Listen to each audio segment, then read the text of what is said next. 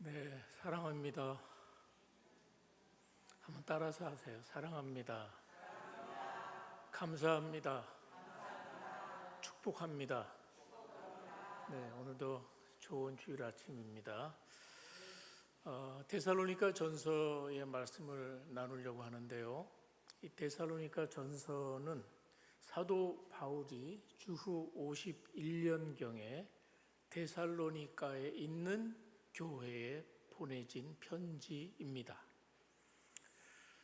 이 데살로니가 전후서는 신약 성경 중에서 가장 먼저 기록이 됐어요. 놀랍지 않습니까? 그러니까 복음서도 쓰여지기 전에 데살로니가 전서가 가장 먼저 쓰여진 자료라는 걸 생각하면 이게 얼마나 흥분되는 자료인지를 우리는 생각할 수 있을 것 같습니다. 자, 그러면 이 데살로니가라는 도시가 어디에 있을까요? 일단 지도를 한번 보겠습니다. 자, 지도를 보시면 저기 마케도니아, 가운데 마케도니아가 보이죠. 지금 마케도니아는 지금의 그리스 북부 지역을 마게도니아라고 합니다. 저 마게도니아의 그 노란 색깔로 데살로니가가 보이시죠? 저게 이제 그 1세기 사도 바울이 편지를 보낼 당시 저 도시 이름이 데살로니가였어요. 근데 놀라운 것은 지금도 그리스 땅에 가면 또 데살로니가가 있습니다. 지금도 데살로니가예요. 근데 지금은 끝이 좀 틀려요. 데살로니키 이렇게 불러요. 지금은 데살로니키. 그래서 그 성경의 배경이 되는 그 지명이 21세기까지 전해지는 그 지명이 많지 않은데 그 대단히 놀라운 생각이 듭니다. 자, 그 2차 전도 여행을 사도 바울이 하면서 저 데살로니가 들러서 단 3주만 메시지를 전했어요. 3주 동안 복음을 전하고 거기서 소동이 일어나는 바람에 황급히 거기를 떠나오게 됐어요. 황급히 떠나오는 바람에 그 떠나오는 이후에 사도 바울의 마음 안에 이 데살로니가 교회를 향한 걱정이 있었어요. 이 신생교회가, 이 어린 신자들이 이 핍박이 있는 곳에서 이 그리스 로마라고 하는 거대한 이 사단적인 문화가 휩쓰는 곳에서 어떻게 저들이 적응을 할 수 있을까? 얼마나 걱정이 됐겠습니까? 그래서 나중에 디모데가 그 데살로니가 교인들의 소식을 가지고 왔는데 마음이 안도하는 그런 소식이었어요. 그들이 신앙생활을 아주 잘하고 믿음에 견고하며 서 있다는 소식을 받았어요. 그래서 그 소식을 듣고 사도 바울이 데살로니가에 편지를 보내면서 1장부터 3장까지는 주로 그들의 믿음에 대한 칭찬이에요. 그들의 믿음의 역사, 사랑의 수고, 소망의 인내, 그리고 모든 믿는 자의 본이 되었던 그 아름다운 믿음에 대한 칭찬과 격려의 이야기가 이제 3장까지 나오고요. 이제 4장과 5장은 후반부인데 사도 바울의 모든 서신이 두 부분입니다. 첫째는 교리적인 것, 후반부는 항상 적용, 실천이 나와요. 그러니까 4장, 5장에도 이제 실천 말씀이 주어지고 있습니다. 자, 데살로니가 교회가 칭찬을 받는 교회였지만 그렇다고 해서 문제가 없는 교회는 아니었습니다. 특별히 데살로니가 교회에 두 개의 문제가 있었어요. 하나는 지금까지 살아왔던 그 당시 이방 풍습 때문에 교회 안에 성적인 문란함이 있었어요. 성적인 문란함이 교회 안에 있었다는 한 가지 문제. 자, 두 번째 문제는 재림신앙과 관련된 거예요. 그들이 재림신앙을 잘못 이해해서 주님이 오실 텐데 일은 해서 뭐해 하면서 그들이 일을 하지 않는 사람들이 생겨났어요. 주님 오시니까 이제는 찬송하고 예배하고 기도하고 이런 거 해야지 세상 일이 무슨 상관이 있어 하면서 이제 무의도식하는 그런 문제가 있었습니다. 이 두 가지 문제에 대한 실천적인 답을 오늘 주고 있는 것이죠. 자, 1절과 2절을 우리 함께 읽겠습니다. 1절, 2절 시작. 그러므로 형제들아 우리가 끝으로 너희에게 구하고자 내가 마땅히 어떻게 행하며 하나님을 기쁘시게 할 수 있는지를 우리에게 배웠으니 곧 너희가 행하는 바라 더욱 많이 힘쓰라. 우리가 주 예수로 말미암아 너희에게 무슨 명령으로 준 것을 너희가 아느니라. 자, 1절의 말씀은 너희가 마땅히 어떻게 하나님을 기쁘시게 할 수 있는지를 이야기해요. 자, 하나님을 기쁘시게 하는 삶에 대한 말씀이 주어집니다. 세상 문화는 자신을 즐겁게 하는 것에 초점이 맞춰져 있다면 하나님 나라의 문화는 하나님을 기쁘시게 하는 것이 우선입니다. 그래서 사도 바울은 너희가 마땅히 어떻게 사는 건지 그리스도를 기쁘게 하는 삶인지를 이미 너희는 배웠다는 거예요. 이미 배웠고 그리고 데살로니가 교인들이 그 가르침을 잘 따라 행했다라고 인정을 하고 있습니다. 자, 우리가 예수님을 믿고 나면 뭐가 달라질까요? 우리가 예수님을 구주로 고백하고 회심을 했으면, 회개를 했으면 그 다음에 우리는 새로운 원칙을 가지고 이 세상을 살아가는 겁니다. 그러니까 익숙한 세상 방법대로 사는 것이 아니라 불편해도 하나님이 원하시는 삶을 살아가는데 사도 바울은 그것을 하나님을 기쁘시게 하는 삶이라고 이야기하고 있습니다. 오늘 1절 말씀의 핵심은 더 많이 힘쓰라는 데 있습니다. 그러니까 하나님 기쁘시게 하는 이런 삶들은 한번 배우고 끝낼 일이 아니라는 것이에요. 가장 신앙생활에도 경계해야 되는 것 중에 하나가 이만하면 됐지라는 것이에요. 이만하면 됐지 하고 멈추는 순간 어떻게 될까요? 우리가 자전거 배울 때요. 자전거를 탈 때 어떻게 해야 안 넘어지죠? 예, 계속 앞으로 가야 돼요. 계속 밟아서 가면 안 넘어지는데 안 넘어지려고 이제 이렇게 하면 쓰러지죠. 마찬가지 원리예요. 넘어지지 않으려면 계속 자전거가 앞으로 날려가야 되는 것처럼 우리의 신앙도 이 정도면 충분하지, 이 정도면 만족하지 하면 우리의 신앙이 제자리 머무는 게 아니고요. 어떻게 돼요? 오히려 퇴보하거나 비틀거리기 쉬운 것이죠. 그래서 사도가 여기서 당부하는 게 너희 지금 하나님이 기쁘시게 하는 그 삶을 잘 살고 있어. 그런데 만족할 게 아니라 계속 하라는 거예요. 계속해서 꾸준히 하라는 거야. 지속적으로 하라는 거예요. 그래서 믿음은 꾸준함의 능력입니다. 다시 한번 따라서 하세요. 꾸준함이 능력입니다.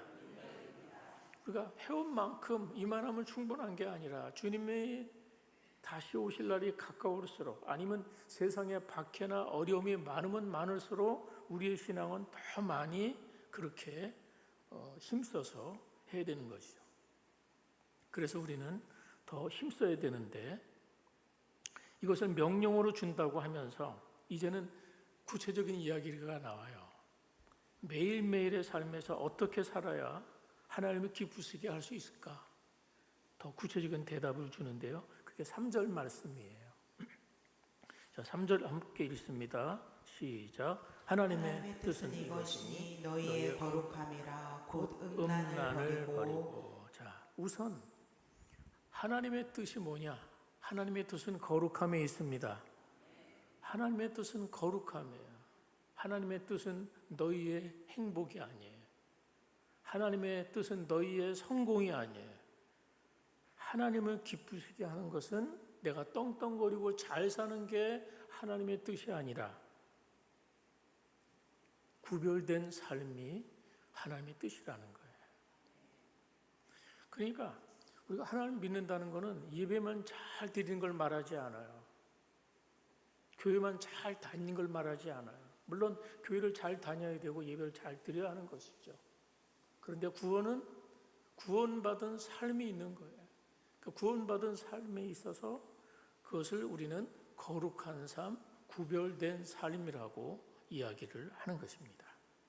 그런데 오늘 본문에서는 그 거룩함을 좀 다르게 표현해요. 거룩함이 뭐냐? 뭘 버려야 돼요? 음란함을 버려야 된다는, 음란함을 버려야 돼요. 4절 계속 읽어요. 각각 거룩함과 존귀함으로 자기 아내에 대할 줄을 알라요. 자, 우리는 거룩 그러면 좀 추상적으로 생각하기가 쉬워요. 관념적으로 생각하기가 쉬워요. 그런데 여기도 보니까 거룩함과 존귀함으로 자기 아내를 대하래요. 그래서 아내에게만 해당하는 게 아니에요. 거룩함과 존귀함으로 자기 남편을 대하라는 거예요. 자, 그러면 이 말을 앞뒤를 연결해서 보면 거룩함과 존귀함으로 대하라는 말을 앞뒤를 연결해 보면 자기 아내나 남편과의 관계를 어떻게 가장 귀히 여기라는 것이에요. 가장 존귀하게 생각하면서 우리 부부가 하나님께 가장 큰 축복이라고 여기는 것, 그것을 거룩이라고 이야기한다는 것입니다. 그렇게 살면 어떻게 돼요? 그렇게 살면 그 가정의 음란이 발을 붙일 수가 없다는 것이에요. 그러니까 음란의 원인 중에 하나가 자기 남편이나 자기 아내를 존귀하게 대하지 않기 때문에 이 음란이라는 것이 생긴다는 거예요. 그렇습니다. 부부관계에 정말 문제가 생기면 이런 음란이 틈을 타기가 쉬운 것이죠. 자, 그래서 또 다른 음행이 5절에 나와요. 자, 5절 보세요. 5절 시작. 하나님을 모르는 이방인과 같이 세욕을 따르지 말고. 자, 지금 이 세욕을 따르는 이야기를 하면서 이것들은 뭐라 그래요? 하나님을 모르는 이방인과 같이란 표현이 나와요. 여기 말하는 하나님을 모르는 이방인은 1세기 당시 그리스 로마 문화권에 살던 헬라 문화권에 살던 사람들의 사고방식이에요. 1세기 사회에서 어느 정도였냐면 부부 사이에서만 성관계를 가지는 것은 시대에 뒤떨어지는 일이라는 그런 이야기가 있었어요. 그게 그 당시 문화예요.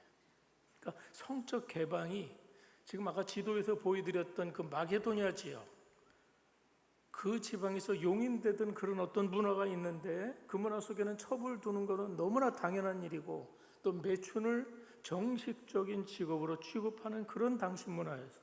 그러니까 사도 바울은 지금 데살로니가라고 하는 그런 문화 속에 살던 음란한 문화 속에 살아온 데살로니가 성도들을 향해서 거룩은 무엇이냐? 그 거룩은 그러한 삶을 청산하고 하나님의 정하신 질서를 따르라라고 단호하게 이야기를 하고 있어요. 자, 6절 또 보세요. 이 일에 분수를 넘어서 형제를 해하지 말라. 이는 우리가 너에게 미리 말하고 증거한 것 같이 이 모든 일에 주께서 신원하여 주심이니라. 자, 6절은 이 세욕이 뭐냐? 하나님이 정해주신 한계선을 넘는 거예요. 그게 분수를 넘는다라고 얘기해요. 자, 이 분수가 뭐예요, 그러면? 이 분수는 자기 아내를 사랑하지 않고 다른 여자를 사랑하는 거예요. 자기 남편을 사랑하지 않고 다른 남편을 사랑하는 거예요. 이게 성적인 일탈이죠. 자, 그런 행동이 뭐냐? 하나님을 저버리는 거예요. 아내를 저버리는 것이고 동시에 하나님을 저버리는 것이기 때문에. 그래서 주께서 신원하여 주신다고 말씀합니다. 이 신원은 이제 벌하는 자, 복수하는 자 이런 의미예요. 그러니까 신원해 주신단 말은 하나님이 심판하신다는 이야기예요. 왜 심판하세요? 자, 8절 보시면 그러므로 저버리는 자는 사람을 저버림이 아니요 너에게 성령을 주신 하나님을 저버림이라. 그러니까 하나님을 저버리는 것이라고까지 이야기하는 것이죠. 그러니까 이 음행이나 이 세욕의 문제는 단순한 문제가 아니라 이거는 형제를 해하는 일이고 더 나아가 하나님의 심판을 피할 수 없는 그 이방인의 잘못된 문화를 따르는 일이라는 거예요. 자, 여기서 7절을 한번 또 보겠습니다. 7절. 하나님이 우리를 부르심은 부정하게 하심이 아니요 거룩하게 하심이니. 여기도 거룩이라는 말을 하고 있습니다. 자, 오늘 우리가 이 말씀을 생각하면서 오늘 시대 우리에게 주시는 말씀이라고 우리가 들어야 할 줄 믿습니다. 우리가 잊지 않아야 돼요. 오늘 이 시대도 다르지 않아요. 이 시대도 음란한 문화에 너무나 쉽게 노출이 될 수 있어요. 그래서 이런 시대에 우리가 어떻게 살아야 될까요? 결혼을 우리가 귀히 여길 줄 알아야 됩니다. 가정을 귀히 여길 줄 알아야 됩니다.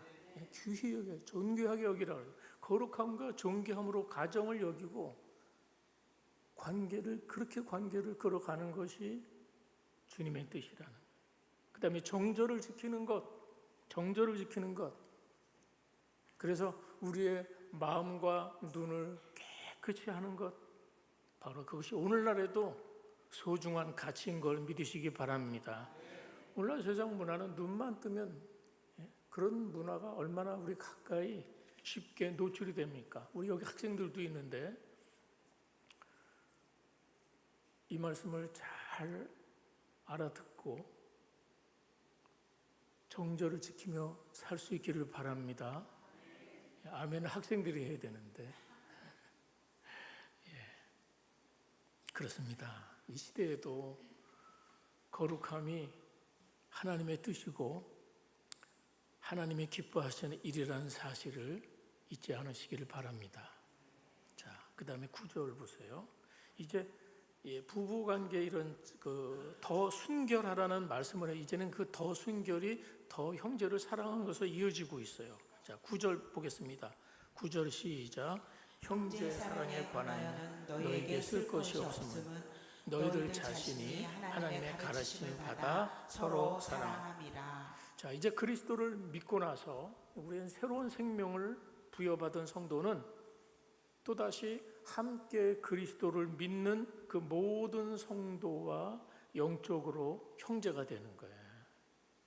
그래서 영적으로 형제가 된 그 형제들에 대해서 우리가 사랑해야 될 의무가 생기는 것, 그것이 교회 문화입니다. 그렇죠. 그 안에 들어오면 이제는 새로운 가족이 생기는 거야. 그 새로운 가족에 대해서 형제의 사랑에 관해서 이야기하는 거예요. 그런데 이미 데살로니가 성도들은 얼마나 이것을 잘하는지 이 부분에서 사도 바울이 칭찬을 해요. 굳이 내가 여기에 대해서는 더 쓸 게 없을 정도로 너희들은 이미 잘 실천하고 있다고 칭찬해요. 그렇습니다. 그리스도의 이 사랑, 또 그리스도인의 사랑에는 다함이 없습니다. 그래서 우리의 사랑이라는 게 한 번의 이벤트가 아니고 우리의 삶의 방식이어야 하는 거예요. 우리가 그리스도 안에 들어오면 그때부터요, 그리스도 안의 교제가 이루어지고 그 교제 가운데 주님의 사랑으로 사랑하는 일이 훈련이 되어야 되는 것이죠. 그래서 이 교회가 얼마나 성도들의 그 형제 사랑을 잘 했는지 마게도냐에는 다른 교회들에게 파급 효과를 가져왔어요. 자, 10절 보세요. 너희가 온 마게도냐 모든 형제에 대하여 과연 이것을 행하도다. 아까 말씀드렸죠. 이 데살로니가 도시는 그 마게도냐의 주도예요. 그러니까 수도 같은 그 지역의 수도예요. 그러니까 거기 있던 데살로니가 교회는 마게도냐에 있던 여러 교회의 좋은 중요한 위치를 차지하는 교회야. 데살로니가의 교회가 주변에 있는 마게도냐에는 여러 교회가 있었겠죠. 아까 그 지도에도 두 교회가 더 나왔어요. 아까 마게도냐 데살로니가 교회 옆에 빌립보 교회가 나왔고 베레아 교회가 나왔어요. 또 그 외에도 알려지지 않은 교회들이 있었겠죠. 그래서 저런 교회들의 데살로니가 교인들의 그 서로 사랑이 모범이 돼서 그 주변 교회로 흘러갔다는 것이죠. 본이 됐다는 것이죠. 오늘 우리가 본받아야 될 귀한 모범이라고 생각을 합니다. 우리는 함께 교회를 이루고 있습니다. 그리고 같은 시대를 살아가면서 우리는 그리스도 안에서 형제된 교인들을 사랑하는 일에 더 열심을 내시기 바랍니다. 그래서 교회에서 내가 더 사랑할 사람은 없을까 하고 우리가 찾아보셔야 돼요. 청년들은 부모님 세대나 어른 세대들을 이해하면서 공경하는, 우리가 부모 세대를 공경하고 사랑하는 것은 부족하지 않은지 이런 자세가 필요하고요. 또 장년 세대들은 그런 청년 세대들을 품어주고 또 격려하고 그런 것은 우리에게 부족함이 없는지 우리가 한번 돌아볼 수 있었으면 좋겠습니다. 거기서 그치는 것이 아니라 우리가 울타리를 넓혀야 되죠. 교인끼리만의 사랑이 아니라 우리 울타리를 넓혀서 우리가 직장으로 또는 우리 이웃 속에 우리가 사는 환경의 각처에 들어가서 그 주님의 사랑을 가지고 그 주님의 사랑을 베풀 수 있는 사람은 없는가 돌아보면서 사는 것이 하나님을 거룩하게 그리고 하나님을 기쁘시게 하는 일이라는 걸 잊지 않기를 바랍니다. 자, 11절 보겠습니다. 11절 시작. 또 너희에게 명한 것 같이 조용히 자기 일을 하고 너희 손으로 일하기를 힘쓰라. 자, 여러분 좀 얘기가 좀 곁길로 가죠. 사랑 이야기하고 순결 얘기하다가 갑자기 노동을 강조하고 있어요. 노동을 강조하는데 그 배경을 알아야 돼요. 제가 초두의 배경을 살짝 말씀드렸어요. 그것은 재림과 관련이 있는데 그 당시 교회들은 예수님의 재림이 임박했다고 생각했어요. 그래서 예수님이 재림이 임박했다는 그런 그 강한 기대가 있었어요. 그러다 보니까 그 생각이 어디를 미쳤냐면 이제 주님이 곧 오실 텐데 뭐 이렇게 일할 필요가 있어? 이렇게 됐다는 거예요. 일할 필요 없지. 주님 오시면 주님 맞을 준비해야 돼. 이렇게 된 거예요. 또 그 당시 그리스 로마 사회는 이원론 철학의 영향을 받았어요. 이원론이 뭡니까? 육체는 악하고 정신이나 이런 건 선하다. 이렇게 보는 거예요. 그 육체를 악하게 보기 때문에 그래서 그런 영향 때문에 노동을 천시했어요. 그래서 로마 사회는 그 당시 귀족들은 일을 하지 않았습니다. 누가 일을 했어요? 모든 일은 노예들이 했어요. 노예에게. 그래서 저런 육체적인 일을 하는 거를 굉장히 천시했기 때문에 그런 영향이 있었죠. 자, 그런데 마침 그 당시 복음이 노예들 사이에서 급속하게 복음이 퍼져나갔어요. 그리고 그들에게 신앙 안에 들어와 보니까 예수님이 재림하신다는 거예요. 그러니까 이게 얼마나 기대가 되겠어요. 근데 맨날 육체적인 노동을 하면서 노예로 살면서 늘 박해를 받으면서 늘 뭐랄까 사람 취급 못 받으면서 이렇게 살아왔는데 주님이 재림하시면 다 끝나는 것이고 우리의 모든 것이 다 바뀐다 그러니까 이 재림에 대한 소망을 가지고 이 노예들이 어때요? 그렇게 살았겠죠.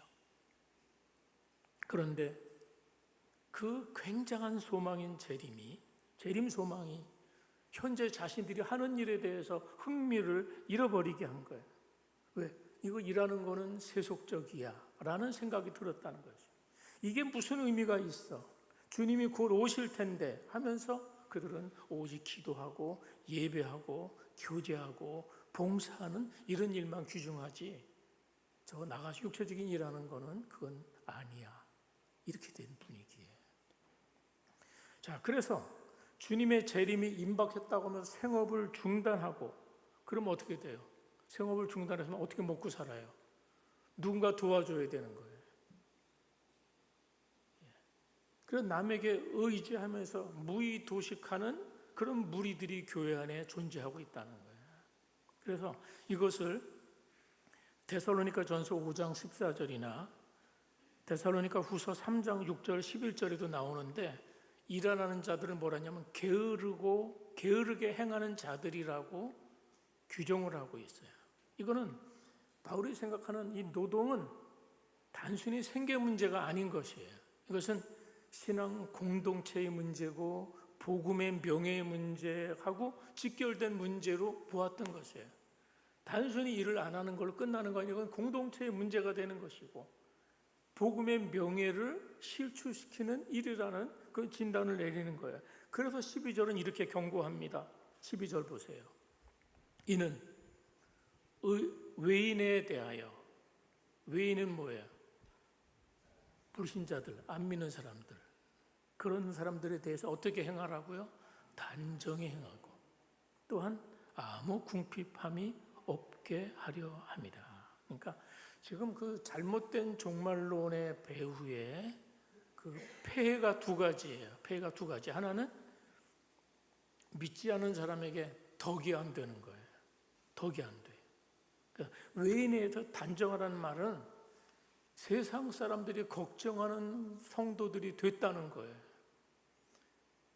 그러니까 또 그러는 어떤 폐해가 있어요. 그러다 보니까 결국 궁핍을 면할 수가 없고 그들은 어쩔 수 없이 누군가 다른 지체의 도움으로 생계를 꾸려야 했고 그걸 보는 또 교회 밖에 사람들이 뭐라 그래요. 아이고 저 무책임한 사람들. 예? 그러면서 손가락질 받았다는 거야. 도대체 일 안 하고 남의 도움만 받고 살다니 하면서 손가락질을 받는 그 외인들에 대해서 그렇게 단정시 못하다는 평가를 듣는 일이 있었기 때문에 이거는 복음의 위기하고도 관련이 있는 것이에요. 그래서 사도 바울이 강조하는 거예요. 거룩은 뭐냐? 형제를 사랑하는 것이고 거룩은 뭐냐? 자신에게 맡겨진 일들을 잘 감당하는 일상에서의 성실함이라고 선포를 하고 있는 것이. 바울의 이러한 엄중한 경고에도 불구하고 이런 폐단이 빨리 정화가 되질 않았어요. 그래서 후서를 또 보내게 됐어요. 데살로니가 후서 더 강경한 어조로 이렇게 이야기합니다. 데살로니가 후서 3장 11절 12절이에요. 3장 11절 12절 한번 앞에 있는 거 같이 보겠습니다. 시작. 우리가 들은즉 너희 가운데 게으르게 게으르게 행하여 행하여 도무지 도무지 일하지 일하지 아니하고 이를 만들기만 하는 자들이 있다 하니 이런 자들에게 우리가 명하고 주 예수 그리스도 안에서 본하기를 조용히 일하여 일하여 자기 양식을 먹으라 하노라. 자, 조용히 자기를 해라. 조용히 자기 일을 하래요.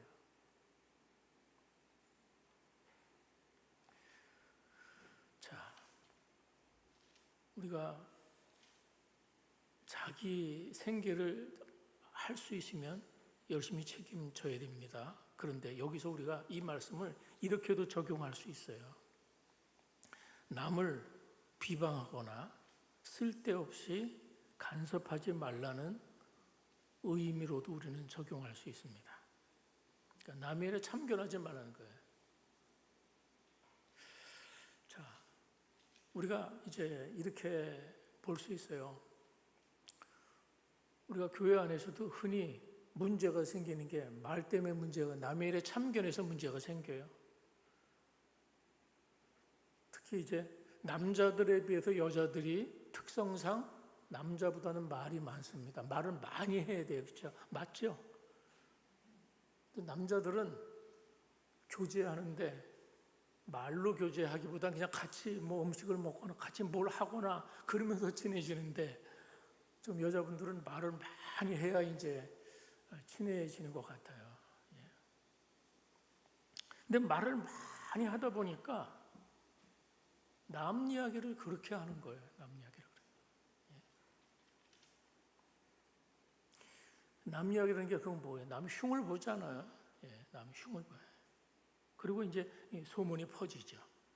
그런 부분이 또 본인에게 뭐 다시 또 돌아 들어오죠. 그래서 우리가 살면서 조심해야 됩니다. 혹시 오늘 제가 적용을 좀 무리하게 한다고 생각하지 마시고 혹시 그런 부분이 있다면 회개하시기 바랍니다.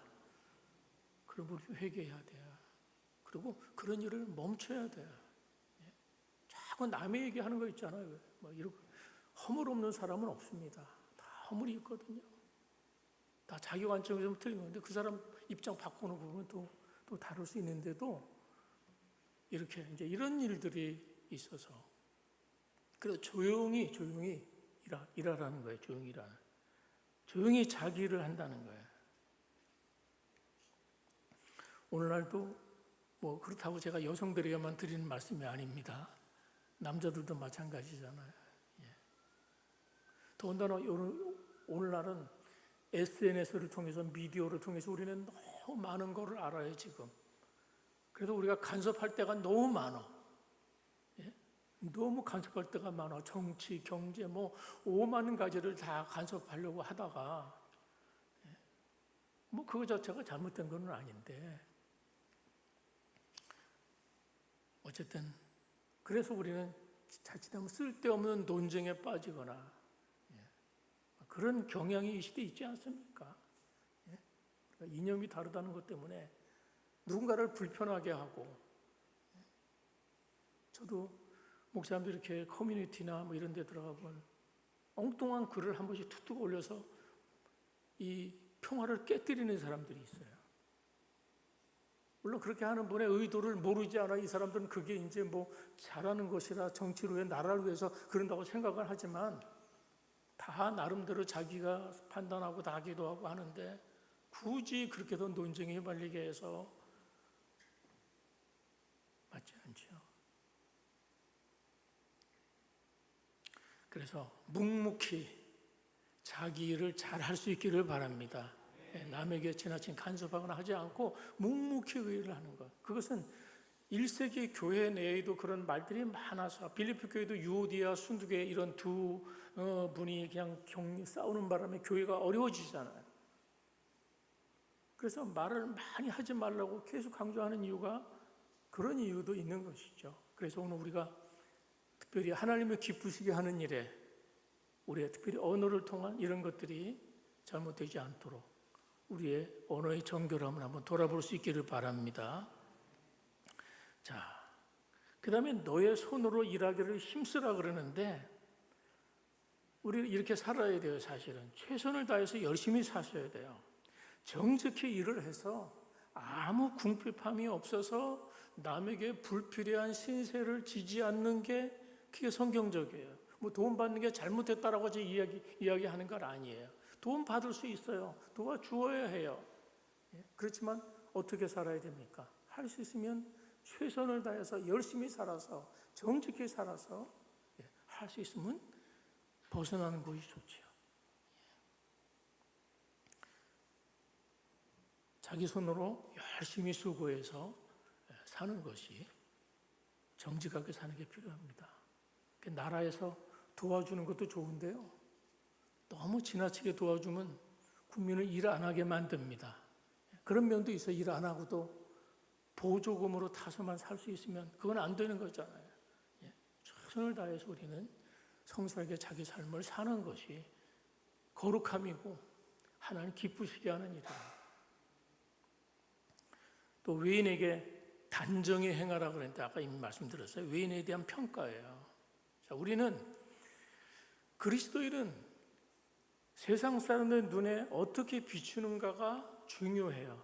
네가 나를 어떻게 보든 난 상관없다. 이렇게 살아서는 안 되는 것이에요. 나는 내 멋대로 산다.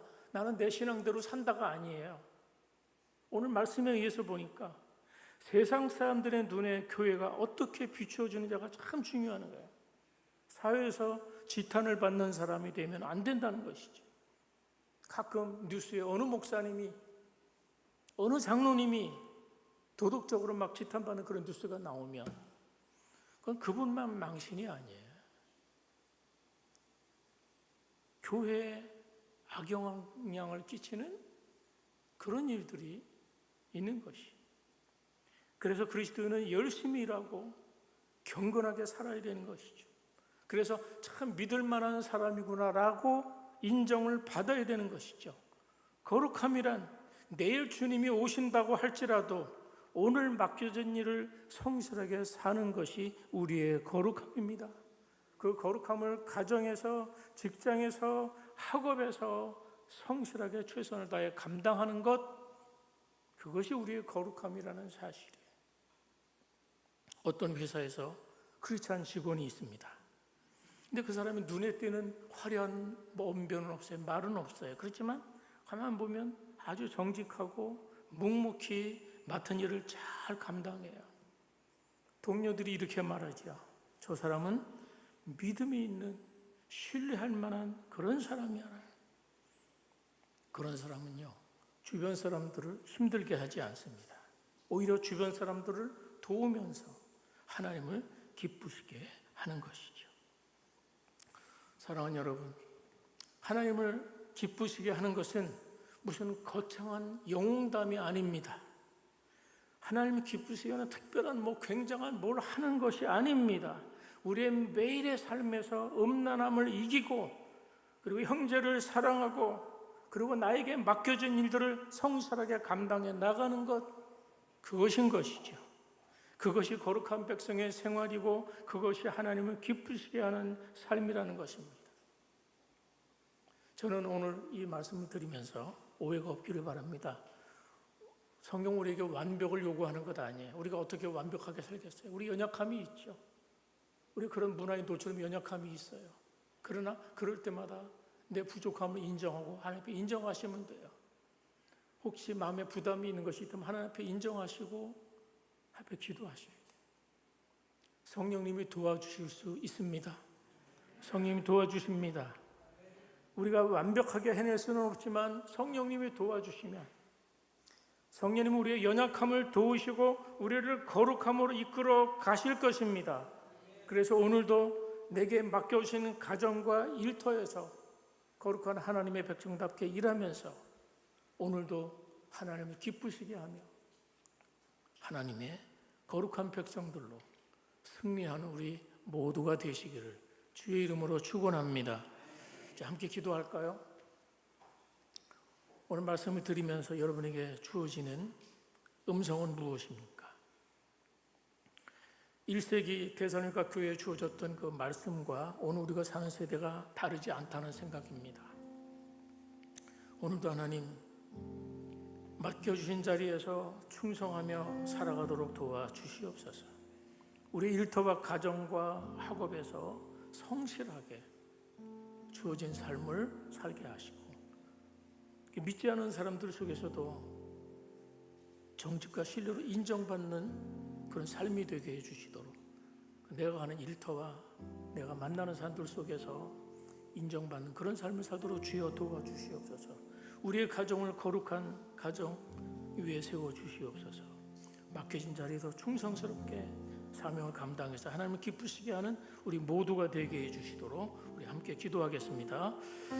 하나님 아버지 감사합니다. 오늘 주를 이 시대를 살아가면서 이 시대 속에서 우리에게 주어진 삶 속에서 우리 거룩함의 자리가 어디인지를 돌아보게 하시고, 그 속에서 하나님 내게 있으라 하는 그곳에서 어떻게 존재해야 하는 것인지를 잊지 않게 도와주시옵소서. 하나님, 우리의 가정을 주의 손에 올려드립니다. 우리의 관계들을 주의 손에 올려드립니다. 주님 그 속에서 말씀해 주시고, 그 가운데서 우리 최선을 다해서 주님을 향해 나아갈 수 있도록 주여 도와주시옵소서. 주의 은혜 가운데 도우시고 역사해 주시옵소서. 오늘 우리 연약합니다. 그러나 성령님 도우시면 그 안에서 아버지 우리 연약함을 따라 승리하게 하시면서 날마다 거룩의 주님께서 나가게 할 줄 믿습니다.